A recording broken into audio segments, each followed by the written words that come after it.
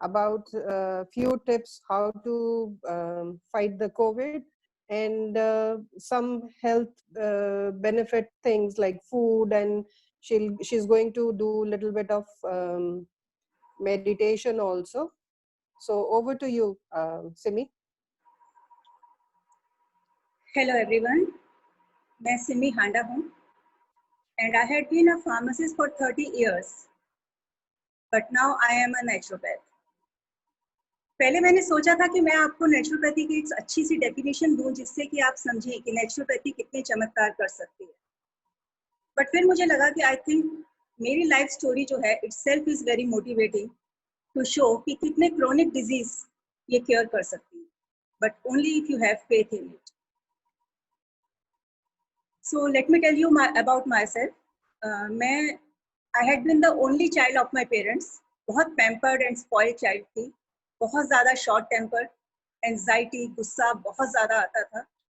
I got married at the age of 23, and because of my nature, resentment started building inside me. At the age of 36, my uterus had been removed, and hormonal imbalance was created in my body.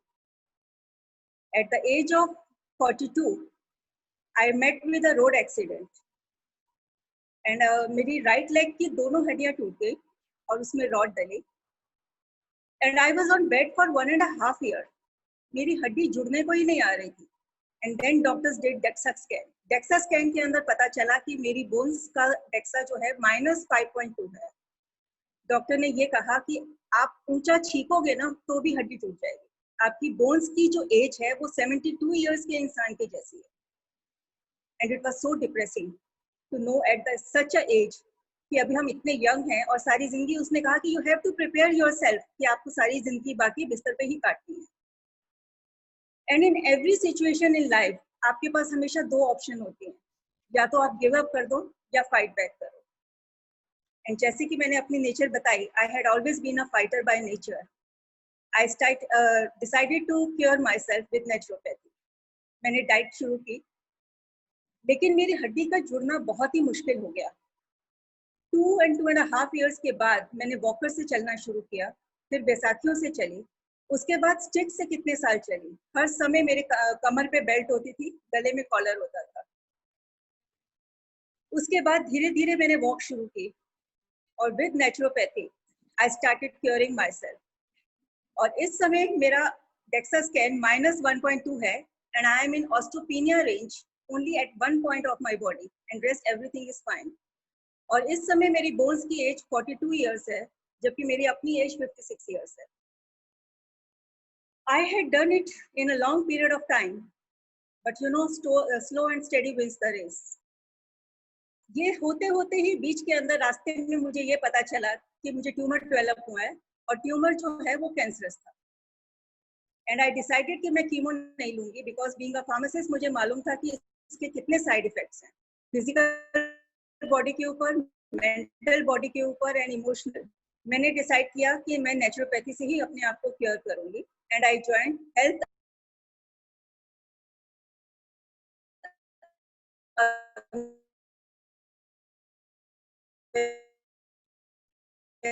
Centre. Naturopathy आज मैं इस stage तक पहुंच गई हूँ कि मेरी जो DEXA है वो इम्प्रूव हो चुका है और मैं 8 से 10 kilo 21 kilometre marathon almost every alternate month भागती हूँ. उस इंसान के सीखने से भी हड्डी में मेरे डॉक्टर्स मेरी रिपोर्ट को नहीं मानते. वो कहते हैं कि या तो पिछली रिपोर्ट गलत थी या आज वाली रिपोर्ट गलत है, ये हो ही नहीं सकता.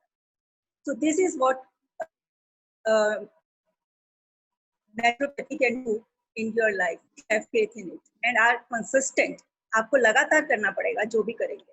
आज हमारे दो टॉपिक हैं, एक है मेडिकेशन टू मेडिटेशन, एक है Covid diet cure and prevention. Let's start with the medication to meditation. आपने कभी पेड़ को बढ़ते हुए देखा है? पेड़ जितना बड़ा होता चला जाता है उसकी जड़ें उतनी ही गहरी होती चली जाती है. एक इंसान ही है जो जितना बड़ा होता जाता है अपने आप से, अपने भीतर के तत्व से उतना ही दूर होता चला जाता है. जुड़ने के लिए बुढ़ापे में, लोग कहते हैं ना कि स्टडी तब करेंगे जब बड़े हो जाएंगे, बूढ़े हो जाएंगे, तब टाइम होगा, अभी हमारे पास टाइम नहीं है। पता नहीं, मुझे ऐसा लगता है जैसे कि सारी जिंदगी के और सारी जिंदगी के एग्जाम में फेल हो गए और सोच रहे हैं कि बुढ़ापे में पढ़ाई करेंगे। It's as good as like that. तो मेडिटेशन जो है, आपने कभी अंधे लोगों को देखा है? ब्लाइंड्स, मेरे घर के पास एक ब्लाइंड स्कूल है। वहां जब मैं लोगों को देखती हूँ तो मुझे ऐसा लगता है कि उनकी एक इंद्री, एक आंख बेशक नहीं है, लेकिन इसके बाद बाकी की सारी इंद्रियां कितनी सक्रिय हो गई हैं, कितनी अवेयरनेस हो गई है उनके अंदर। आंख बंद होते हुए भी उन्हें पता चल जाता है आहट से कि कौन आया। वो खुशबू से पहचान लेते हैं कि कौन बात कर रहा है, कौन आ रहा है, किस इंटेंशन से आ रहा है, वो ये भी समझ लेते हैं। इसका मतलब ये पावर हम सब में है, लेकिन हम सब बेहोशी में जी रहे हैं, एक शराबी की तरह। बोलना कुछ चाहते हैं, बोल कुछ और जाते हैं, करना कुछ चाहते हैं, कर कुछ और जाते हैं। लाइफ में हर बार हम यही कहना पड़ता है कि मेरा ये मतलब नहीं था, मैं कुछ और कहना चाह रही थी। हमारे शब्द हमारा साथ नहीं देते। ऐसा क्यों होता है? क्योंकि अवेयरनेस की बहुत ज्यादा कमी है। हमें अपने आप को जोड़ के अपनी अवेयरनेस को संभालना है, और इसके लिए मेडिटेशन से बेटर कुछ भी नहीं है। अब मेडिटेशन जो है वो आपकी फिजिकल हीलिंग करती है, लेकिन मेडिटेशन जो है वो आपकी स्पिरिचुअल एंड इमोशनल हीलिंग करती है, और आपको दोनों की जरूरत है। बॉडी के अंदर कुछ अलार्म होते हैं, जैसे कि आप देखिए, आप सुबह अलार्म लगा के जागते हैं। अलार्म किस लिए बजता है? ताकि आपको जगा सके। बॉडी के पास भी कुछ अलार्म है, जिसके अंदर पेन एक अलार्म है, दर्द होता है, आपको बॉडी ये बताना चाहती है कि कुछ गलत हो रहा है। एग्जाम्पल लीजिए कि हेडेक, आपको सिर दर्द हुआ। अब सिर दर्द किस कारण से हो सकता है? हो सकता है आपको गैस्ट्राइटिस हो गया हो सकता है साइनस हो सकता है माइग्रेन हो सकता है चश्मे का नंबर बढ़ गया हो, या दांत का दर्द हो, कुछ भी हो सकता है। बहुत सारे कारण हो सकते हैं एक दांत दर्द। यानी कि ये दांत दर्द आपको ये बताना, और ये सिर दर्द आपको ये बताना चाह रहा है कि कहीं कुछ गलती हो रही है आपसे। हो सकता है खाने पीने में, हो सकता है सोचने में, हो सकता है जीवन जीने में, लाइफस्टाइल। लेकिन हम क्या करते हैं? हम एक सेरिडॉन लेते हैं और उसको खत्म कर देते हैं। आपको क्या लगता है कि सर दर्द सेरिडॉन से ठीक हो जाता है? ऐसा नहीं होता। सेरिडॉन सिर्फ एक इल्यूजन पैदा करता है, आपके सर दर्द को वो सप्रेस कर देता है, क्योंकि रूट कॉज तो अभी भी वही है, वो तो वैसे का वैसा ही है, उसको आपने क्योर किया ही नहीं। आपने बीपी पेशेंट देखे होंगे, शुगर पेशेंट देखे होंगे। मेरी 30 साल की नौकरी में मैंने एक भी पेशेंट ऐसा नहीं देखा जो बीपी की दवाई लेता हो और उसका बीपी ठीक हो गया हो, या वो शुगर की दवाई लेता हो, उसकी शुगर ठीक हो गई। आप एलोपैथिक डॉक्टर के पास जाते हैं, मेडिसिन लेते हैं, एंड मेडिसिन लेते ही आप डिजीज को एक्सेप्ट कर लेते हैं। आपने मान लिया कि आपको बीपी है। अब जो दवाई दी जा रही है वो बीपी से होने वाले कॉन्सिक्वेंसेस से बचा रही है। आप बीपी कभी क्योर नहीं करेगी, वो उससे होने वाले कॉन्सिक्वेंसेस से प्रिवेंट करेगी आप। सेम वे शुगर, ये आपका लाइफस्टाइल डिजीज है, और ये क्यों नहीं जाएगी? इसमें मेडिसिन की कोई गलती नहीं है। गलती इस बात की है कि आपको ये बीमारी हुई क्यों थी, इस रूट कॉज की तरफ तो किसी का ध्यान ही नहीं गया। आपने स्ट्रेस ज्यादा लिया, आपने गलत खाना पीना किया, आपने एक्सरसाइज नहीं की, आपने वॉक नहीं की, आपकी सोच गलत थी, आपको गुस्सा ज्यादा आता था, स्ट्रेस ज्यादा लेते थे। कौन सा रीजन था जिसके कारण बीपी हाई हुआ? और वो रीजन तो अभी भी है। तो दवाई ऐसा कौन सा चमत्कार कर सकती है? अब जब तक कि आप अपना लाइफस्टाइल ना बदले, उसको ठीक करना इम्पोर्टेंट है। सो ये जो सिम्टम्स हैं, ये आपको कभी भी क्योर नहीं कर पाते। आप टेम्परेरी सिम्टोमेटिक रिलीफ होता है। इनफैक्ट आपकी सारी की सारी बीमारियां साइकोसोमेटिक है। 99.9% आपकी बीमारियां साइकोसोमेटिक है, यानी कि आपकी इमोशनल स्टेज क्रिएट करती है। Homeopathic, placebo therapy, naturopathy, allopathy, Ayurveda, ये सब अलग अलग टेक्निक्स हैं अपने आप को हील करने।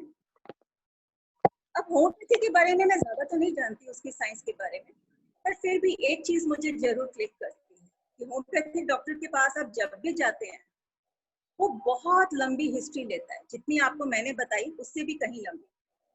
और इस हिस्ट्री के साथ आपका उससे एक बॉन्ड बन जाता है। आप खुद सोच के देखिए, आपकी जिस सहेली को या जिस दोस्त को आपके बारे में सब कुछ पता होता है, वो आपके कितना क्लोज हो जाता है।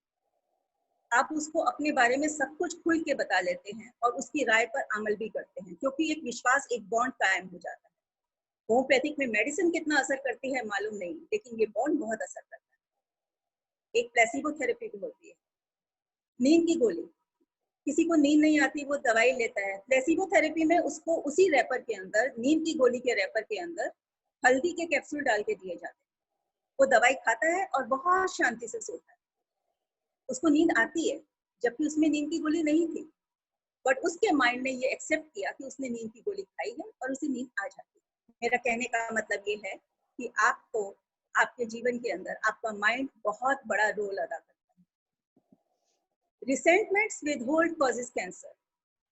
मैंने जो रिसेंटमेंट्स पैदा की अपने अंदर, उसका नतीजा था कि कैंसर मैंने भुगता। इसी तरह हर बीमारी का एक इमोशनल रीजन है। अगर आपको लोअर बैक का इशू है तो इसका मतलब कहीं ना कहीं कोई फाइनेंशियल क्राइसिस है या आप पैसे के बारे में ज्यादा सोचते हैं। मिडिल बैक होती है तो इसका मतलब कहीं कोई गिल्ट है, और अगर अपर बैक या सर्वाइकल है तो इसका मतलब आप एडामेंट हैं कि आप दूसरों के व्यूज सुनना नहीं चाहते, मानना नहीं चाहते, या कहीं ना कहीं उनसे सहमत नहीं है।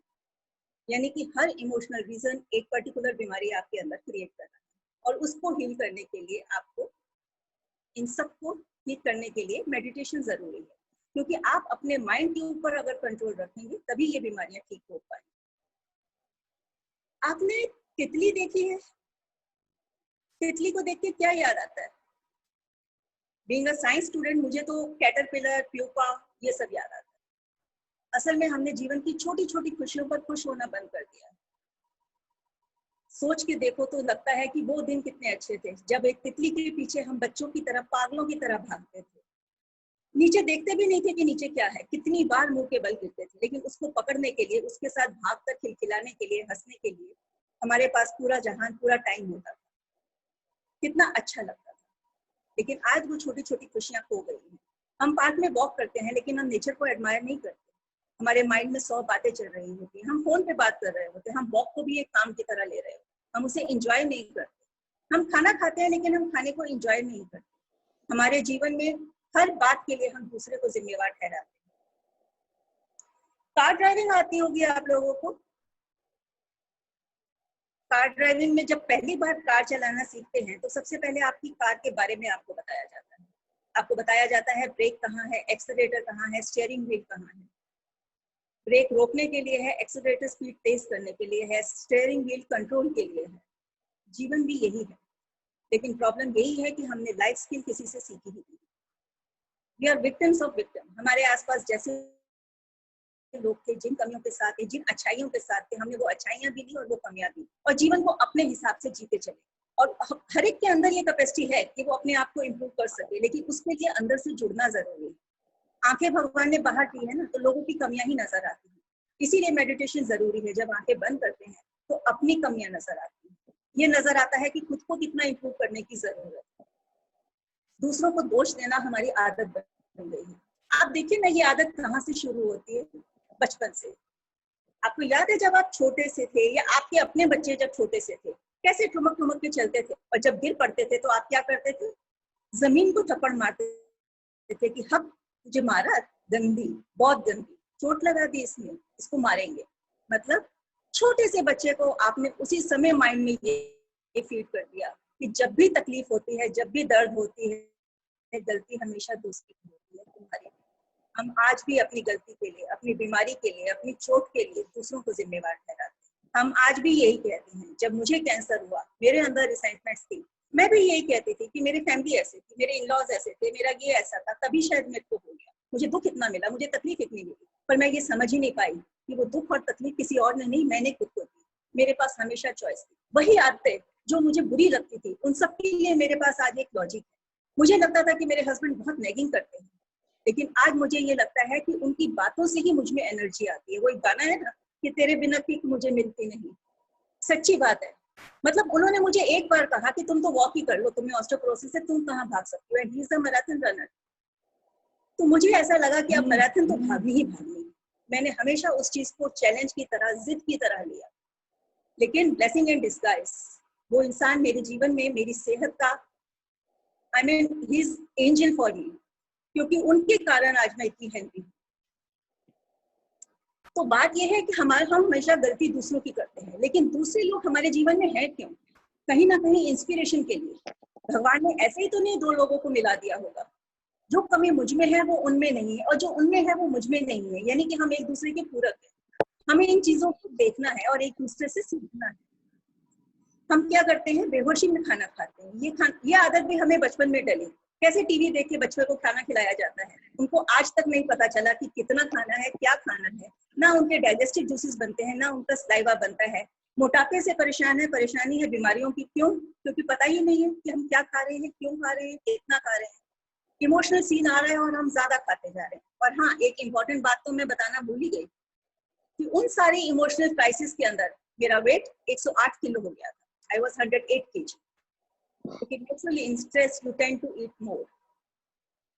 मैंने ना किसी से बात की कल और उसने मुझसे पूछा मैंने कि तुम्हें क्या चाहिए लाइफ में। उन्होंने पता क्या बोला, मुझे अच्छी बीवी चाहिए, अच्छा बच्चा चाहिए, अच्छी नौकरी चाहिए, सब अच्छा अच्छा। मैंने कहा क्या क्या चाहिए? कहते लिस्ट तो इतनी लंबी है कि कभी खत्म ही नहीं होगी। बट आपने नोट किया इन सब के अंदर वो अच्छे बन जाए ये कहीं नहीं था। अच्छी बीवी चाहिए का मतलब क्या था कि बीवी को अच्छा बनना है, मुझे नहीं। अच्छा बच्चा बन जाए तो अच्छा मिल जाए बच्चा, तो बच्चे को अच्छा बनना है, मुझे नहीं। मुझ में फर्क आने की जरूरत नहीं है। अच्छी नौकरी, नौकरी को अच्छा होना है। अच्छा बॉस, बॉस को सुधरने की जरूरत है। मैं वहीं का वहीं हूँ और मैं बिल्कुल ठीक हूँ। अब अच्छा क्या है, अच्छे की क्या डेफिनेशन? अच्छे की डेफिनेशन हर एक की अलग अलग है। तो फिर दो लोग एक जैसा कैसे सोच सकते हैं? मान लीजिए मैं ऑफिस जाती हूँ, बहुत पंक्चुअल हूँ, 9 बजे का ऑफिस है और मैं 8:50 पे पहुंच जाती हूँ। अब मेरे हिसाब से ये अच्छा है। जो 9:15 आता है मैं उसको कहती हूँ ये तो हमेशा लेट लगेगा, ये कभी टाइम पर नहीं आएगा।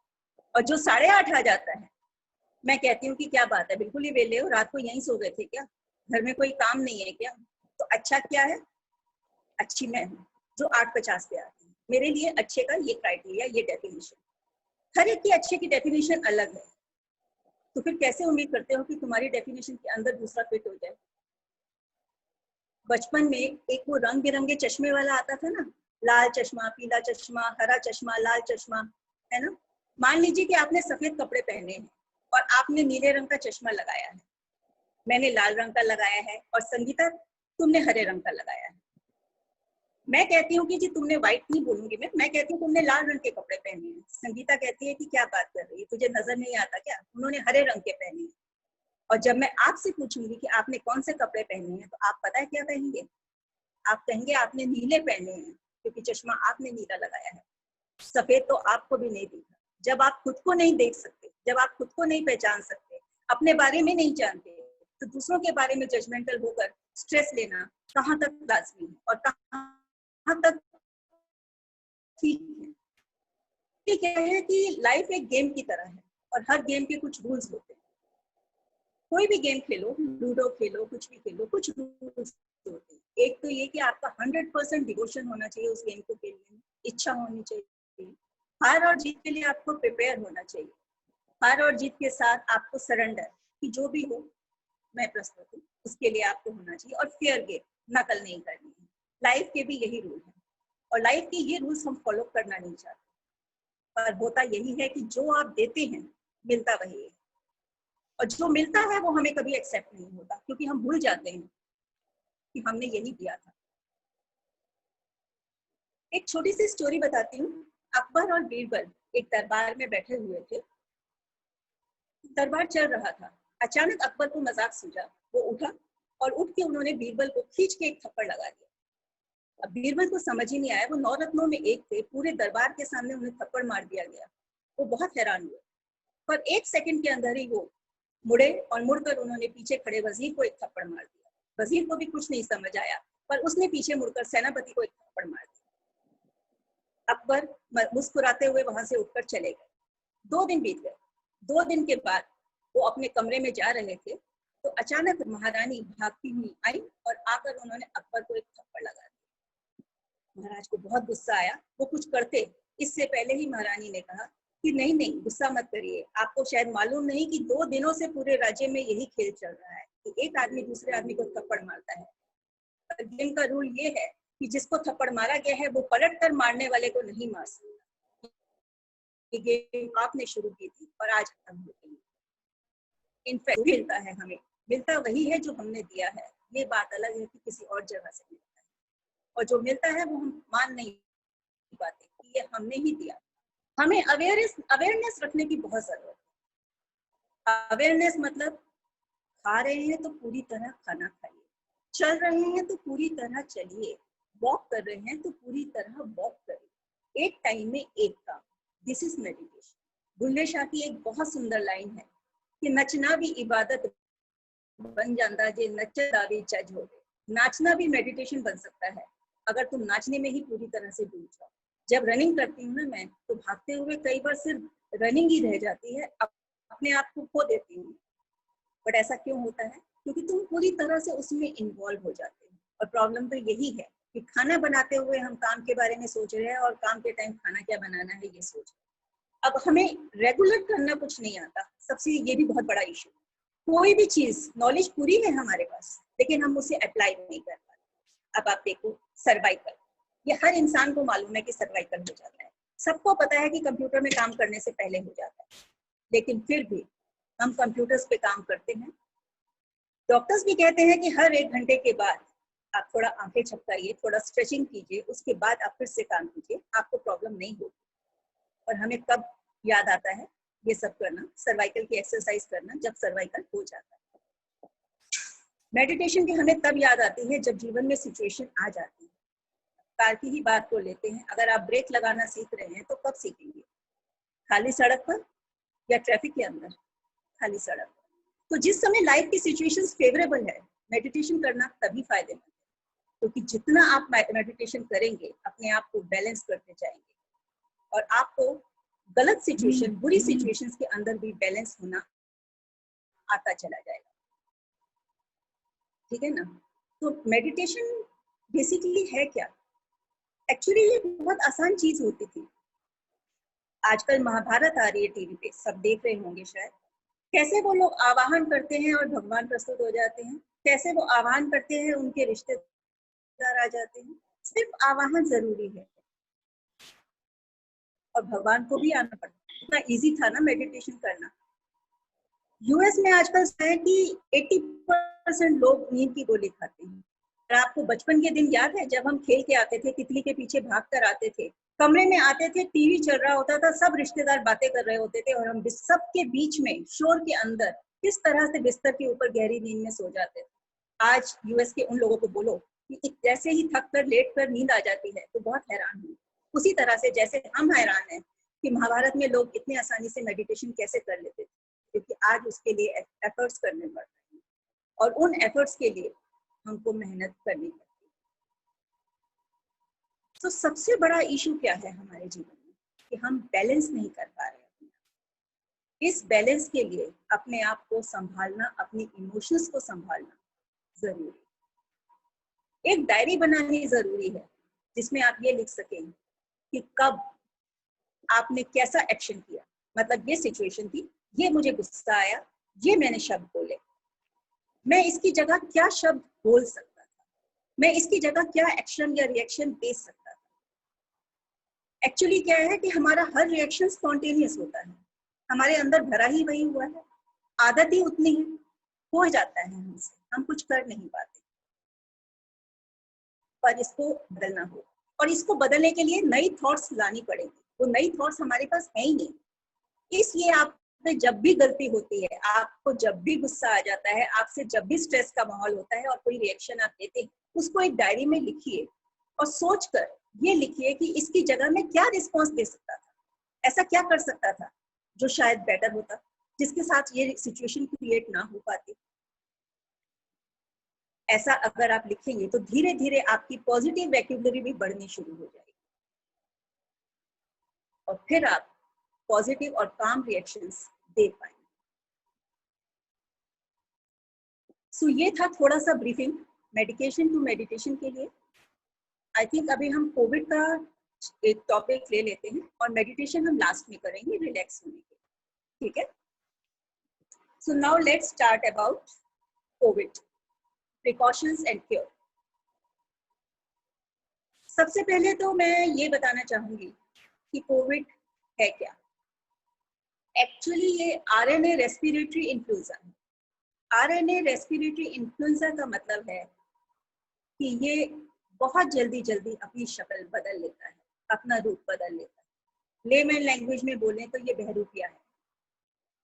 इसके लिए मेडिसिन बनाने की कोशिश कर रहे हैं, वैक्सीन बनाने की कोशिश कर रहे हैं, लेकिन जो ट्रायल्स हो रहे हैं वो अभी थोड़े सक्सेसफुल क्यों नहीं हो पा रहे? वजह यही है कि ये एक म्यूटेटिंग वायरस। इसको अगर मैं आसान लैंग्वेज में समझाना चाहूँ तो मैं उसमें आपको ये बताना चाहूंगी कि मान लीजिए कि आप एक देख रहे हैं सामने से एक हाथी भागता हुआ चला आ रहा है, वो आपको मारने के लिए आ रहा है। अब आप क्या करते हैं? बंदूक का आविष्कार करते हैं। बंदूक का आविष्कार करते हैं, जैसे ही हाथी आपके पास आने लगता है आप बंदूक उठाते हैं उसको मारने के लिए, और वो हाथी जो है अचानक मच्छर बन जाता है। अब बंदूक से आप मच्छर तो नहीं मार सकते। अब आप उसको रखते हैं और रैकेट उठाते हैं, इलेक्ट्रिक रैकेट, कि इससे मारा जाए या गुड नाइट लगाई जाए। जब तक आप वो उठाते हैं तो वो लोमड़ी में परिवर्तित हो जाता है। आप लोमड़ी के लिए कुछ और हथियार उठाते हैं कि उसको मारा जाए। जब तक आप वो करते हैं वो चींटी बन जाता है। अब आप कहते हैं इसको तो मैं चप्पल से ही मार दूंगा। आप अपनी चप्पल उठाते हैं, लेकिन इतने ही अंदर वो खरगोश बन जाता है। कहने का मतलब है कि ये बार बार अपना रूप बदल लेता है। अभी 5 मई 2020 को लंदन में रिसर्च पेपर्स फाइल किए गए। वहां पर ये बताया गया, कुछ पेशेंट्स पे टेस्ट किया गया। ये पेशेंट्स थे अबाउट 7,000 पेशेंट। 7,000 पेशेंट के अंदर जब टेस्ट किया तो 7,000 पेशेंट्स के बीच में ही टेस्ट करते करते 198 टाइम्स ये म्यूटेट हो गया। मतलब ये बार बार अपना रूप बदलता है, लेकिन फिर भी वो खतरनाक इतना नहीं है जितना हम लोग सोच रहे हैं। हमें थोड़ी सी समझदारी और थोड़े से प्रिकॉशन लेने की जरूरत है, और शायद हम आसानी से इससे रिकवर कर सकते हैं। वैसे भी इसका रिकवरिंग रेट 80% से ऊपर, 80% लोगों को कुछ होता ही नहीं। अब एज अ प्रिकॉशन मैं आपको बताना चाहूंगी कि ये जो वायरस है 4 से 5 दिन सिर्फ अपर ट्रैक पे रहता है, नाक से लेके गले तक, सिर्फ इतने से हिस्से में रहता है। 5 दिन से पहले ये नीचे किसी हालत में भी नहीं आता। ठीक है? आपकी बॉडी के अंदर मिनिमम 50 माइक्रोमोल पर लीटर विटामिन सी होनी जरूरी है। अगर आपकी बॉडी में इतनी विटामिन सी है तो 80% चांस है कि ये आपको असर ही नहीं करेगा, आपको कुछ भी नहीं कहेगा, आएगा और निकल जाएगा। अब इतनी इसके लिए, इतनी विटामिन सी बॉडी में होने के लिए आपको सिर्फ 0.2 ग्राम विटामिन सी डेली लेने की जरूरत है। 0.2 ग्राम। 0.2 ग्राम का क्या मतलब है? आप मान लीजिए 4 मौसमी रोज खा लीजिए विद फाइबर, अच्छी तरह से चूस के उसको फाइबर भी साथ में खाइए, या आप 3 आम रोज खा लीजिए, या आप 3 अमरूद रोज खा लीजिए। हाई विटामिन सी आपको इससे प्रिवेंट कर लेती है। अब विटामिन सी का क्या एक्शन है, वो कैसे प्रिवेंट कर लेती है, कुछ आइडिया है? और नींबू आप लोगों ने सिमी, नींबू कितना? नींबू नहीं बोला मैंने, मौसमी बोली मैंने, और आम, अमरूद।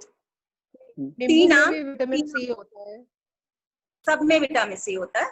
3 आम, 3 अमरूद और 4 रोज का कितना? रोज 4, मतलब इन तीनों में से कोई एक चीज। नींबू भी ले सकते हैं, नींबू पानी लीजिए, लेकिन ये जरूर लीजिए क्योंकि इसकी विटामिन सी की क्वालिटी ज्यादा बेटर है। गर्म पानी में नींबू लीजिए, गर्म पानी जितना पिएंगे उतना अच्छा है। उससे ये होता है कि इस ट्रैक में जितने भी आपके वायरस हैं वो फ्लश आउट हो जाते हैं। ठीक है? आपकी बॉडी के अंदर आरबीसी और डब्ल्यूबीसी, ये 2 चीजें होती है, रेड ब्लड सेल और white blood cell. White blood cell सबको पता है कि आपको इम्यूनिटी देते हैं, आपका प्रिकॉशन लेते हैं, आपको बचाते हैं डिजीज से। अब होता क्या है कि जब भी कोई फॉरेन अटैक होता है, जैसे कि वायरस का या पैरासाइट का या किसी का भी, तो डब्ल्यूबीसी बचाने के लिए आते हैं। और उनका प्रोसेस क्या होता है कि वो डब्ल्यूबीसी एक आरओएस छोड़ते हैं। आरओएस समझो एक गैस छोड़ते हैं। ये आरओएस है रिएक्टिव ऑक्सीजन स्पीसीज।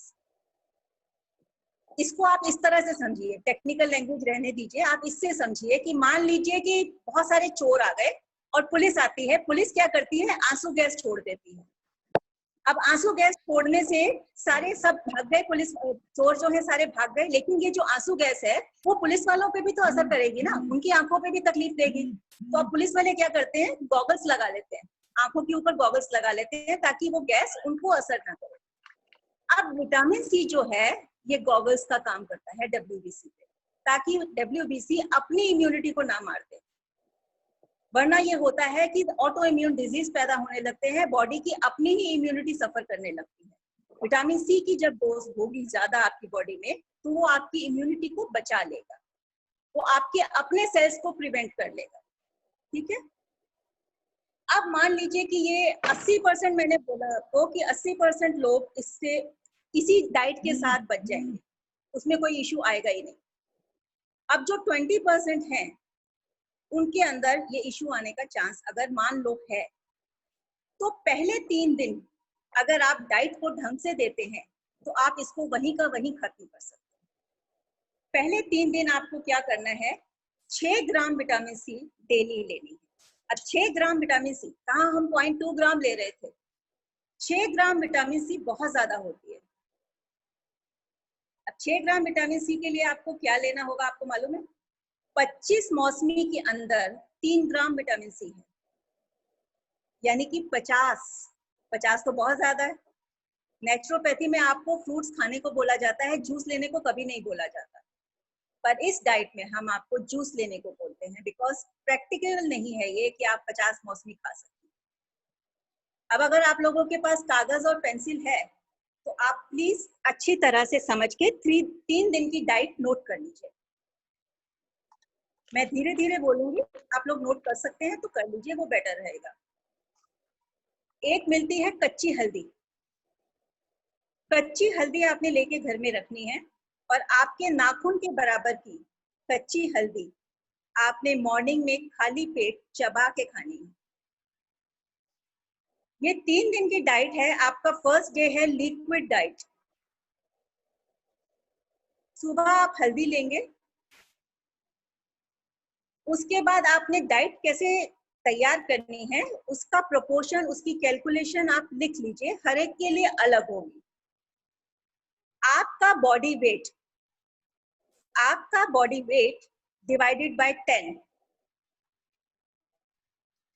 मान लीजिए कि आपका बॉडी वेट 60 kg है, तो डिवाइडेड बाय 10 मतलब 6 ग्लास मौसमी का जूस। और 6 ग्लास मौसमी का जूस का मतलब हर ग्लास 400 ml का होना चाहिए। ये नहीं कि आप छोटे छोटे ग्लास ले लें। 400 ml का ग्लास आपका एक गिलास होगा, और आपको 6 ग्लास लेने हैं अगर आपका वेट 60 kg। ये आपकी मिनिमम डोज है। खाना जो है कम डोज के अंदर, कम क्वांटिटी के अंदर खाना होता है, और एक पर्टिकुलर क्वांटिटी के अंदर वो मेडिसिन बन जाता है। अब पूरे दिन के अंदर आपको यही कैलकुलेशन के साथ 6 ग्लास मौसमी का जूस लेना है, या फिर 6 ग्लास पाइनएप्पल जूस लेना है, या फिर 6 ग्लास संतरे का जूस लेना है।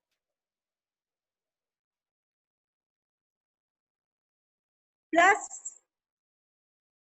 6 ग्लास कोकोनट वाटर लेना है। पूरे दिन में आपने इसके सिवा और कुछ भी नहीं लेना। कोई चाय नहीं, कोई दूध नहीं, कोई दूध से बना प्रोडक्ट नहीं, कोई नॉन वेज नहीं, कुछ भी और नहीं लेना। First day is only liquid diet. आपको अगर भूख ज्यादा लगती है तो 6 ग्लास से ज्यादा आप 10 ग्लास भी पी सकते हैं, कोई प्रॉब्लम नहीं है, पर आप 6 से कम नहीं पिएंगे। इसमें आप नमक नहीं लेंगे और छानेंगे नहीं। कोशिश करेंगे इसका जो फाइबर जितना आ सकता है वो साथ में आए। सेकेंड डे है फ्लूइड डाइट। इसकी कैलकुलेशन लिखिए।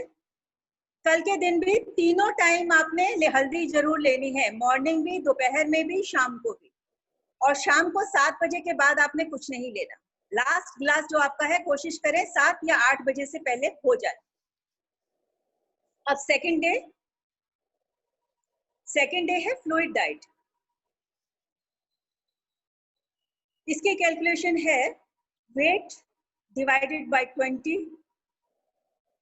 यानी कि अगर 60 किलो का व्यक्ति है तो उसको 3 ग्लास जूस लेना है और 3 ग्लास नारियल पानी लेना है। तीनों टाइम आप कच्ची हल्दी भी लेंगे।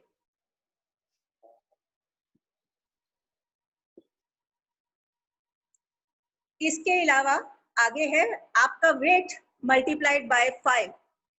अगर 60 किलो है मल्टीप्लाइड बाय 5 इज 300, यानी कि 300 ग्राम। 300 ग्राम आपने खीरा टमाटर खाना है।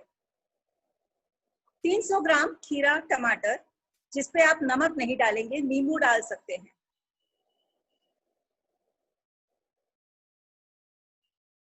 नींबू आप अच्छी तरह से क्वांटिटी जैसे आपका मन करे डाल सकते हैं।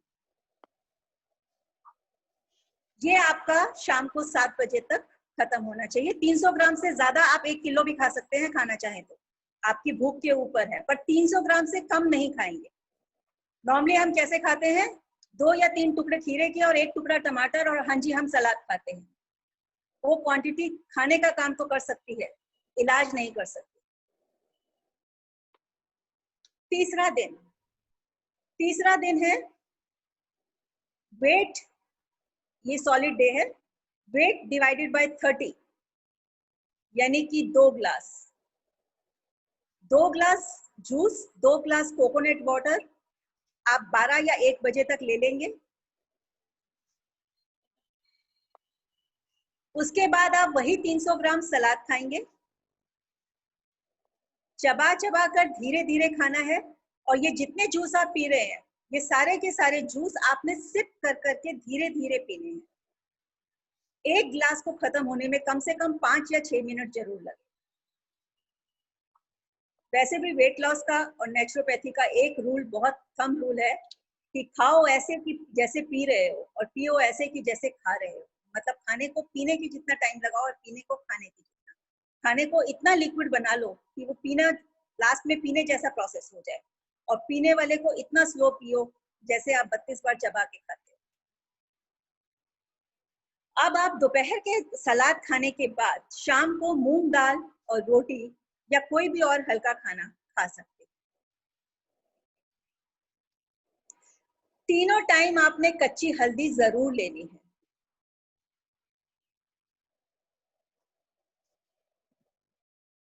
ठीक है।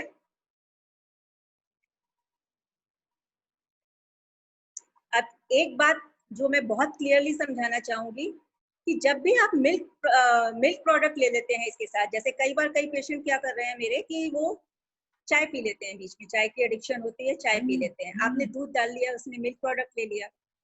चाय के साथ सिट्रिक जूस गैस्ट्राइटिस कर देता है,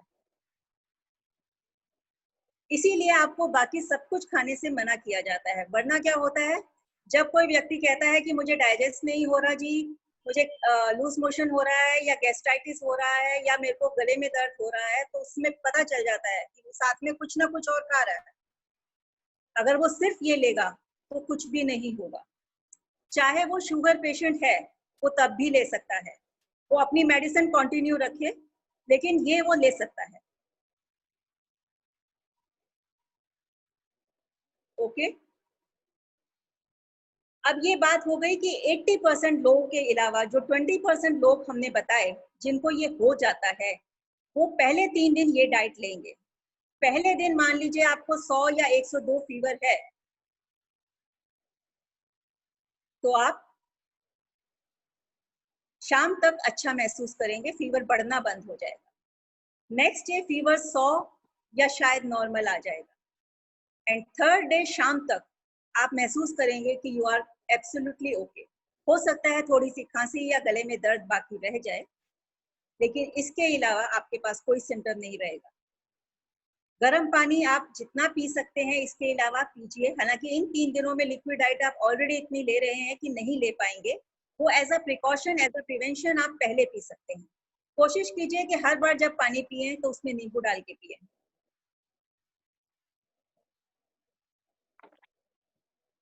अब इसके बाद ये इशू आता है कि किसी किसी को सांस लेने में दिक्कत होने लगती है। आप फर्स्ट स्लाइड लगाएंगे मैम? हाँ ठीक है। हाँ जी।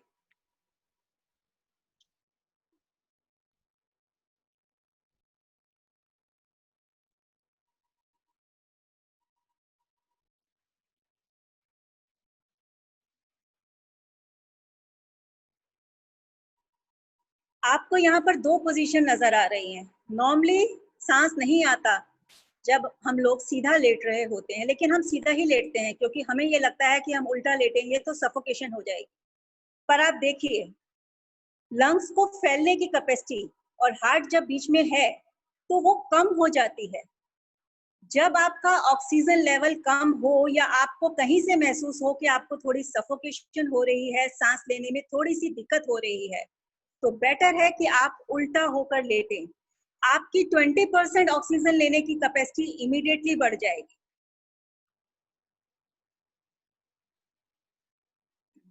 किसी और को अगर नॉर्मल लंग्स के अंदर भी प्रॉब्लम हो, तब भी वो अगर थोड़ा देर बीच में उल्टा सोएगा तो उसकी लंग्स की कैपेसिटी बढ़ जाती है।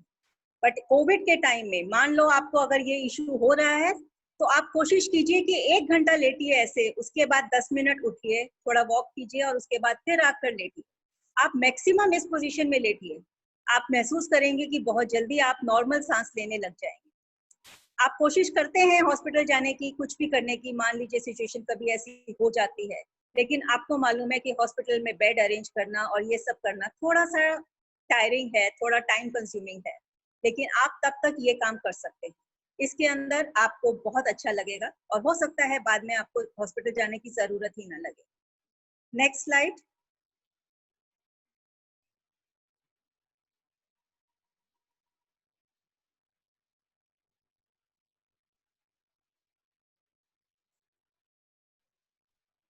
Next slide.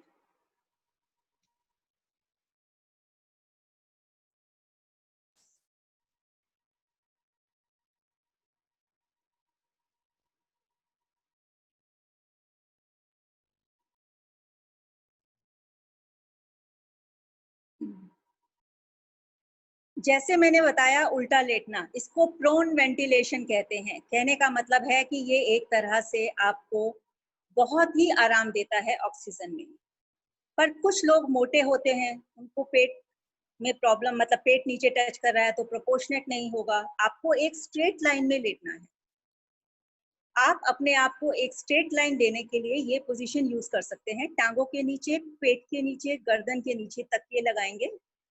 पेट के नीचे तकिया तब लगाएंगे जब आप मोटे नहीं हैं और आपको सपोर्ट की जरूरत है एक स्ट्रेट लाइन में आने के लिए। अगर आप मोटे हैं तो पेट के नीचे तकिया नहीं लगाएंगे। नेचुरोपैथी में कहा जाता है कि 12 से 16 घंटे तक अगर ये बंदा इसमें लेटता है, इस पोजीशन के अंदर, तो उसको बहुत इम्पैक्ट मिलता है, बहुत फायदा मिलता है। मान लीजिए कि आपको कुछ प्रॉब्लम आ रही है और आप किसी जगह पर डॉक्टर को नहीं दिखा पा रहे या प्रॉब्लम्स क्रिएट हो रही हैं, तो तब तक आप ये प्रिकॉशन जरूर लीजिए। इसके अंदर आपको बहुत आराम मिलेगा। एंड आई बेट कि 90% चांस है कि शायद आपको फिर हॉस्पिटल जाने की जरूरत ही ना महसूस। नेक्स्ट। Next slide.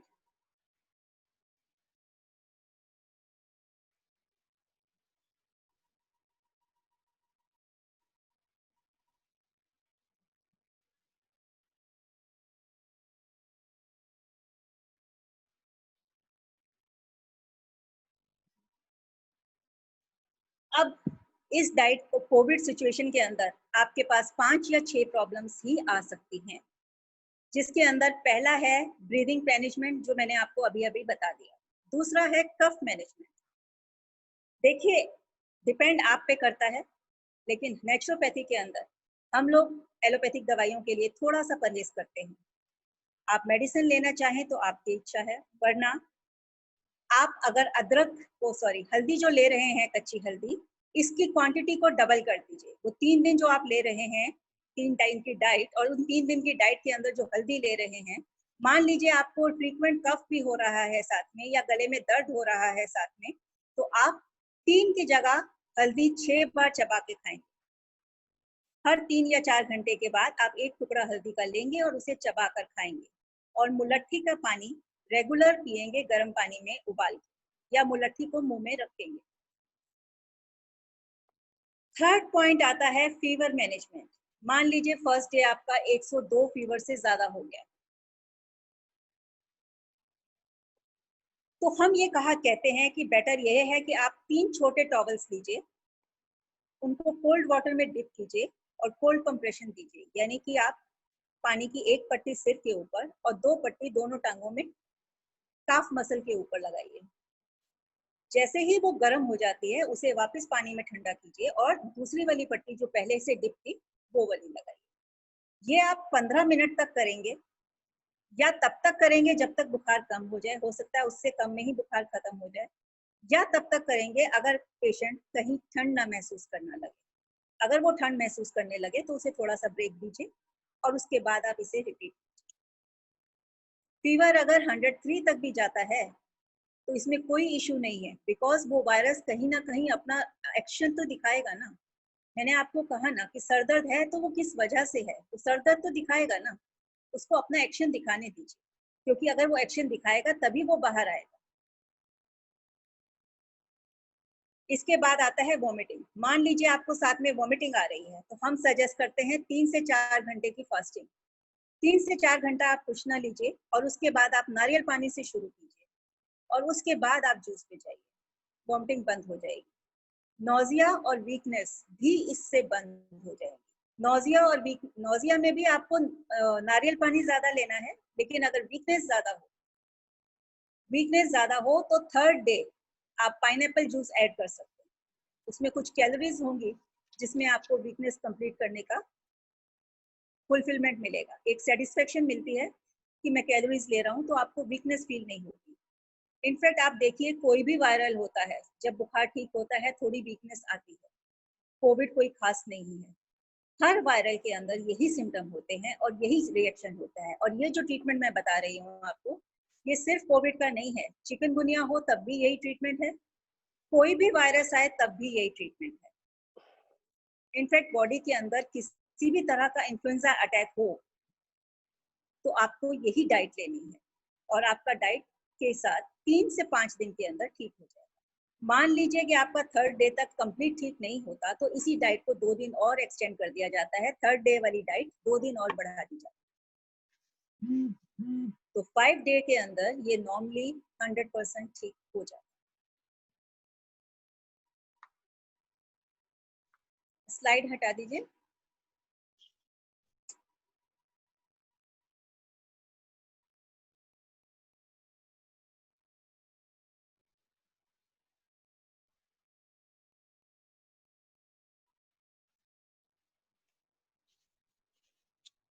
इसके अलावा एक एक्सरसाइज और है जो आप कर सकते हैं और जो बहुत इजी है।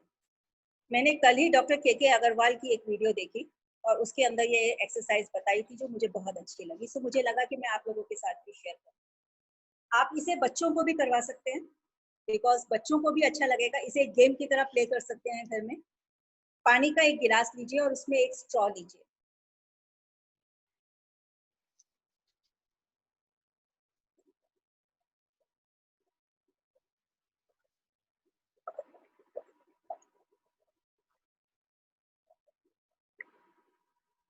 लंबी सांस छोड़नी है और बबल्स कितनी देर तक किसके आए ये गेम होगी। जिसके बबल्स ज्यादा देर चलेंगे वही जीतेगा। कहने का ये मतलब है कि आपकी लंग्स की ऑक्सीजन कैपेसिटी कितनी है। आप अगर ये करते रहेंगे तो उसकी ऑक्सीजन कैपेसिटी अपने आप बढ़ने लगती है। योगा आप लोग शायद करते ही हैं तो उसके बारे में मैं ज्यादा नहीं बता रही, बट फिर भी एक चीज मैं लास्ट में जरूर ऐड करना चाहूंगी। प्राणायाम। प्राणायाम क्या है? प्राणायाम है ऑक्सीजन लेना बॉडी के अंदर। बॉडी के अंदर इतना ऑक्सीजन लेना कि आप अपने बॉडी के हर सेल तक ऑक्सीजन पहुंचा सके और उसको रीजनरेट कर सके। यही प्राणायाम है ना। आप अपने बॉडी के हर सेल तक एनर्जी पहुंचाना चाहते हैं, ऑक्सीजन पहुंचाना चाहते हैं, उसको नवजीवन देना चाहते हैं। अब अगर मैं आपको ये कहूँ कि आप अपने बॉडी के हर सेल तक कार्बन डाइऑक्साइड पहुंचा दीजिए तो क्या होगा? आप सोच सकते हैं। मास्क यही कर रहा है। आपने मुंह पर मास्क लगा लिया, अब उस मास्क के अंदर कार्बन डाइऑक्साइड है, आपके मुंह के और नाक के ड्रॉपलेट्स हैं और गर्म हवा है। This is the best medium for virus to develop, virus to grow. जो पेशेंट है वैसे तो उसके लिए भी यही अच्छा है कि वो ऑक्सीजन ले, लेकिन हाँ दूसरों को फैलेगी प्रॉब्लम, इसके लिए उसको मास्क लगाना जरूरी है। बट आप कोशिश करें कि जब जिस सिचुएशन में आप अवॉइड कर सकते हैं, जहां आप सोशल डिस्टेंसेस कर पा रहे हैं, वहां आप अननेसेसरी मास्क मत यूज करें, क्योंकि मास्क आप जितना ज्यादा यूज करेंगे कार्बन डाइऑक्साइड बॉडी में बढ़ेगी, ऑक्सीजन लेने की कैपेसिटी लंग्स की कम होती जाएगी और अटैक का चांस थोड़ा बढ़ता जाएगा। प्राणायाम जितना कर सकते हैं करें। और ये ऑक्सीजन वाली जो गेम है, इस गेम को हर रोज दिन में 3 से 4 बार खेलें। जिस दिन आप कम टाइम तक बबल स्प्रे कर पाएंगे, उस दिन आपको ये लग जाना चाहिए कि कहीं कुछ गड़बड़ हो रही है, तो अपनी प्राणायाम की कैपेसिटी बढ़ाएं। अगर इससे नहीं करना चाहते तो स्टॉप वॉच लें और स्टॉप वॉच लेके सांस को रोकने की कैपेसिटी दें। घर में खेल खेल में ये गेम खेली जा सकती है and it is very helpful to increase your capacity of lungs. अब अगर आपके कुछ क्वेश्चंस हैं तो आप पूछ सकते हैं, नहीं तो हम मेडिटेशन करते हैं। आई थिंक मेडिटेशन कर लेते हैं, उसके बाद क्वेश्चन आंसर राउंड रखेंगे। ओके, डन, ठीक है। तो आप स्लाइड लगा दीजिए।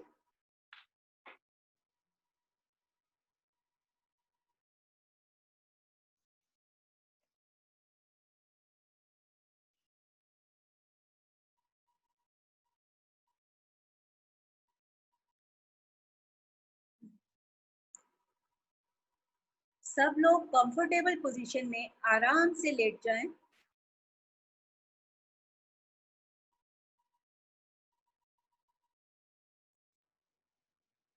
आंखें कोमलता से बंद कर लें। मैंने अभी थोड़ी देर पहले आपको बताया कि आप वॉक भी करते हैं तो नेचर का साथ नहीं होता आपके पास। आज मैं नेचर को ही आपके साथ लाने की कोशिश कर रही हूँ। नेचर का एहसास कीजिए, महसूस कीजिए कि आप इन वादियों में हैं जिनमें मैं आपको ले जाना चाह रही हूँ। शुरू करते हैं। लंबी लंबी गहरी सांसों के साथ महसूस करो अपने भीतर का खुला गहरा आकाश। यही मिलेगा तुम्हें प्रभु के सामीप्य का प्रकाश। सुबह की अमृत वेला है, चारों ओर ऊंचे ऊंचे पहाड़ों के बीच प्रेम की घाटी हरी मखमली घास से भरी है। इस घाटी पर ओस की बूंदें, ऐसा लगता है मानो रचयिता ने मोती बिखेर दिए हों। नंगे पैर इन ओस की बूंदों पर चलते चले आए, चलते चले आए। चिड़िया चहचहा रही है, मानो तुम्हें रचयिता का अमर संदेश देना चाहती हो कि देखो, एक और नए दिन की शुरुआत हुई है। सूरज की लालिमा धीरे धीरे बढ़ती चली आ रही है। ऐसा लग रहा है मानो नई नवेली दुल्हन का शर्म से सिंदूरी हुआ मुख हो, जो लाज का घूंघट ओढ़े बढ़ती चली आ रही है। आओ आगे बढ़ते चलो, उस ओर जिधर गुलाबों की क्यारियां हैं। उनकी खुशबू तुम्हें अनायास ही खींचे चली जा रही है। पास आओ, गुलाबों को छू कर देखो। तुम्हें लगेगा मानो आज से पहले तुमने इन्हें कभी छुआ ही नहीं। इनकी कोमल पंखुड़ियों का एहसास महसूस करो। तुम्हें लगेगा मानो वो तुम्हें संदेश देना चाहती हो कि देखो, देखो कांटों के बीच भी मैं किस तरह से मुस्कुरा रहा हूँ। ये तुम्हें जीवन के क्षण भंगुरता के बारे में बताती है कि देखो, क्षण भंगुर जीवन होते हुए भी मैं कितना खुश हूँ। आगे बढ़ो, हवा की सरसराहट को महसूस करो अपने बदन पर। वो तुम्हें छूती हुई जो निकल रही है, तो मानो तुम्हें संदेश दे रही हो नवजीवन का।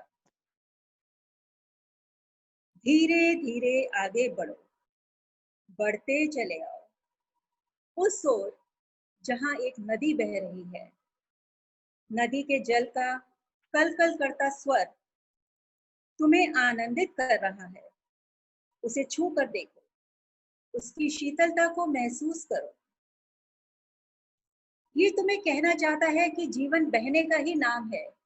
किसी एक बात पर, किसी एक चीज पर रुक मत जाओ। ऐसा लगेगा मानो कोई अल्हड़ सी बच्ची खिलखिलाती हुई भागी चली जा रही है। ऐसी होती है नदी की उछल लहरें। उठो, आगे बढ़ो। जिधर से तुम्हें घंटियों की आवाज सुनाई दे रही है, उस ओर शायद कोई मंदिर है। धीरे धीरे उस ओर बढ़ते चले आओ। मंदिर की सीढ़ियां चढ़ो, नंगे पांव। तुम्हें लगेगा कि सूरज की गर्मी से तपते हुए तन को मिल जाए तरवर की छाया। ऐसा ही सुख मेरे तन को मिला मैं जब से शरण तेरी आया। मंदिर के भीतर चले आओ। पर ये क्या, इस मंदिर में तो कोई भी मूर्ति नहीं है। चारों तरफ सिर्फ शीशे ही शीशे लगे हैं और उनमें तुम ही तुम समाये हो। ऐसा लगता है मानो रचयिता ये कहना चाहता हो कि दूरी न रहे बाकी, आज इतने करीब आओ। मैं तुम में समा जाऊं, तुम मुझ में समा जाओ। कमरे के बीचों बीच बहुत बड़ा कमल का फूल खिला है, इतना बड़ा कि तुम भी आसानी से उसमें समा सकते हो। धीरे से उस फूल के बीच में आकर बैठ जाओ। अपने आप को व अपने भावों को समेटे हुए पूरी सजगता के साथ उसके बीच में बैठो और अपनी आंखें कोमलता से बंद कर लो। अब अपने प्रभु, अपने इष्ट को अपने करीब सफेद रोशनी के रूप में महसूस करो। महसूस करो कि वो तुम्हारे पास हैं, इतने पास कि तुम कभी सोच भी नहीं सकते थे।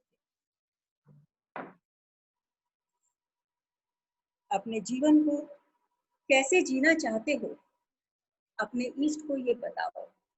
बताओ कि तुम क्या चाहते हो जीवन से, तुम्हारा क्या गंतव्य है, तुम्हारा क्या मंतव्य है।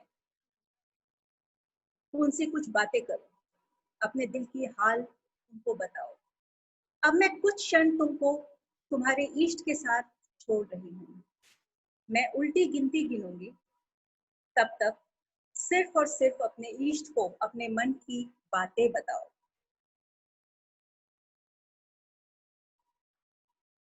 9,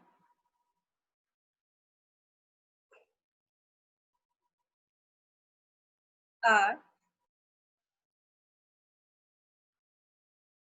7, 6, 5, 4, 3, 2, 1। अब इस चेतना में वापस आ जाओ व मेरी वाणी का अनुसरण करो। आपका पूरा शरीर प्रभु की आभा से ज्योतिमय हो गया है।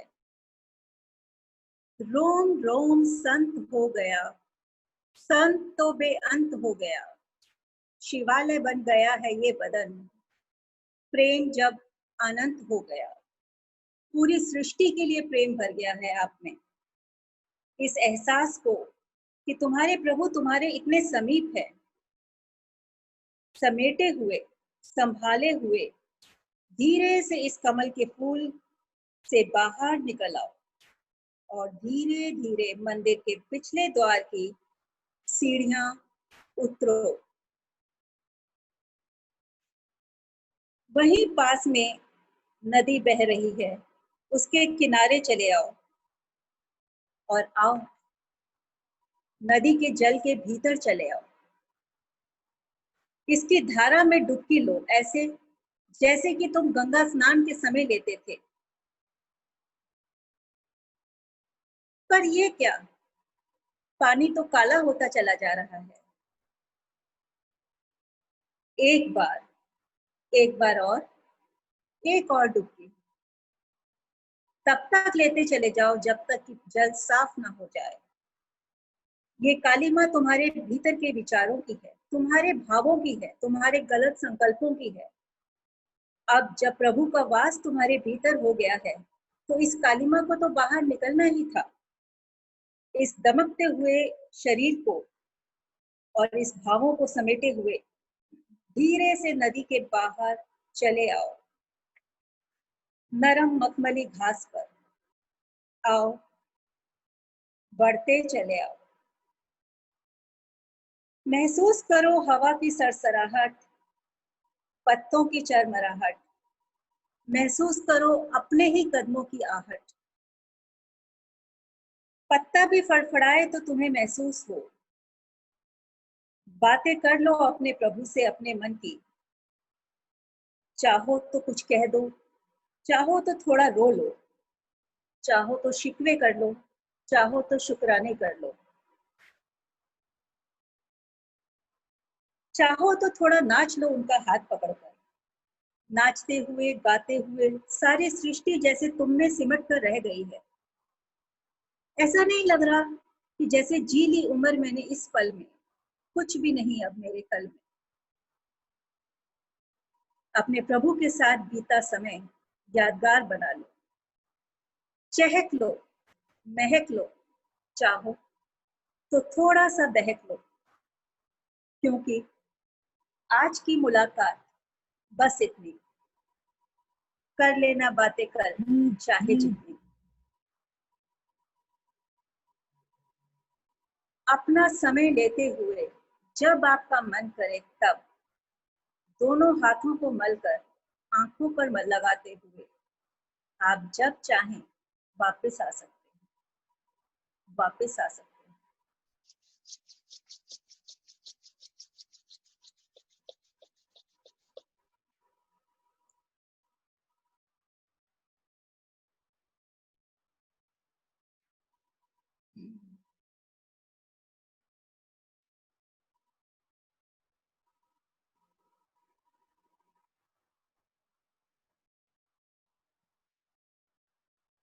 It was very nice, Simi. Thank you.